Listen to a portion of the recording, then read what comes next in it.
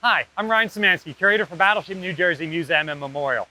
One of the most common questions we've been getting during the dry dock tours is what are all of these porthole-sized holes in the hull of the ship? They're about 18 inches in diameter, and I haven't counted them, but it seems like there's about 100 of them on the hull. We didn't initially notice them when we first drained the dry dock, but as we started to blast the paint off, they became very obvious, and it became obvious that there were a lot of them. It wasn't just a couple of repairs. So these really confused us because initially we thought that maybe they were the blanks to some of our through-hull openings. But as we started to inventory the through-hull openings, we found that they all had box blanks, like built-out box blanks, which makes sense because those are easier to cut off to remove. It's very difficult to cut out one of these types of blanks. So we had to go to the archives to try and figure out what in the heck were these for. They certainly aren't portholes below water. By design, Iowa-class battleships don't even have portholes on their hulls above water. That's typical of wartime construction. Even pre-war ships with portholes had their hull-mounted portholes blanked over during the war.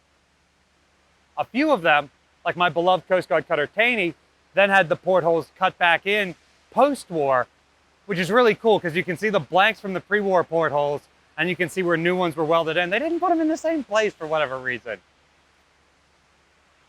Whatever. These are not underwater portholes. They're not for viewing the fishes or the submarines that are coming by.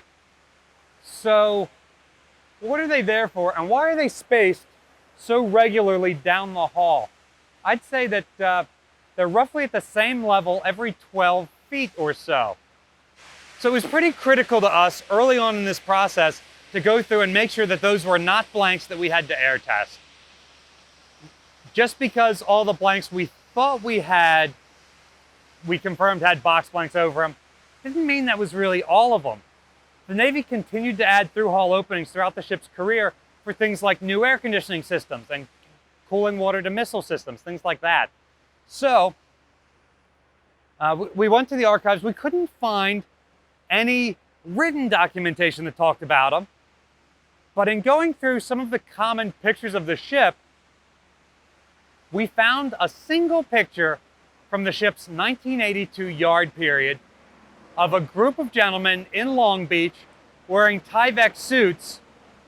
And I believe, if I'm remembering the picture correctly, it's on the screen right now, so you can tell me if I'm right or wrong.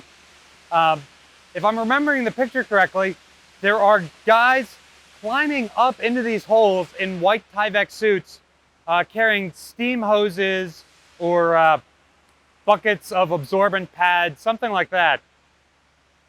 And based on what they were doing and what we knew was accomplished during the 1982 yard period, we were able to put the pieces together and tell what these holes are and why there's so many of them. One of the major tasks of the 1982 yard period was to convert us from the Bunker C that we burned during World War II, the Korean War, and Vietnam into the Navy distillate or diesel fuel that we burned in the 1980s. New Jersey can carry 2.4 million gallons of fuel, which is more than enough for the battleship, so she is often refueling the ships that are escorting her. During World War II, Korea, and Vietnam, despite newer construction existing, there were still World War II built ships of the same vintage of New Jersey that were still burning bunker fuel. So we could still transfer our fuel over to them. By the 1980s, the Iowa-class battleships and Lexington were probably the only World War II era ships in the fleet. And so it was pretty critical to convert the Iowas to burn the same kind of fuel as their escorts. The problem is, the Iowa-class battleships sit badly out of trim when they're at light load. So the Navy intentionally leaves 19% of the fuel, or about 500,000 gallons, on board these ships when they're decommissioned. New Jersey hadn't been in service since '69, so between '69 and '82, that fuel had turned to sludge. Bunker fuel is already basically sludge. And so even if they weren't converting her to diesel, they still had to clean that stuff out before they could put the new stuff in. So each of these fuel tanks is accessed by an ovular, about 18-inch diameter manhole. It might be 24 inches by 12 inches. I can't remember. It's barely big enough for one curator to fit through. Here's a picture of me sticking out of one. But those tanks are classified as confined spaces. There's one way in and out. And so they cut a second access point in the bottom, these about 18-inch diameter circular holes. And that allowed guys to go in through the bottom. It allowed them to drain stuff out. It allowed them to pass equipment up to the folks inside and pass stuff back out. And I assume it made a very, very difficult job just a little bit easier. I can tell you that I am glad I was not at the Long Beach Yard in 81, 82, and I wasn't one of the smallest guys there, because you know they're the ones that they're throwing into these tanks. Now, interestingly, here on the port side of the ship, at the bow, you can see a second type of blank. They're kind of square shaped. It seems like they started cutting these square blanks out of the hull, and they did maybe 5 or 6 of them forward, and then they decided that's too difficult. So it's only on the port side forward that you've got a couple of those that also access the fuel tanks. But then by the time they get here, they're like, nope, cut a circle. And presumably, they just welded the same piece of plate right back into that space. I can't confirm that for sure.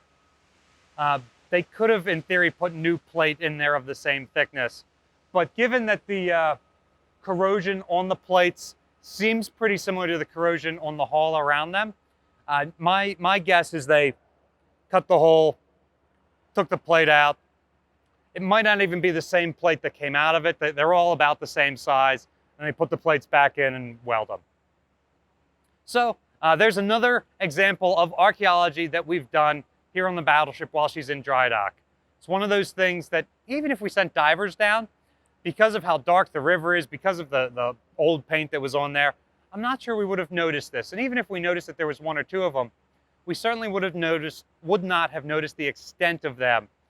So it's one of the cool things about having the ship out of the water. If you want to come and check these out for yourself, remember we are doing dry dock tours. There are a few tickets available, and we've just made some more tickets available because we practically sold out what we already had. There are tickets available on Friday nights now. Check out those, linked in the description below.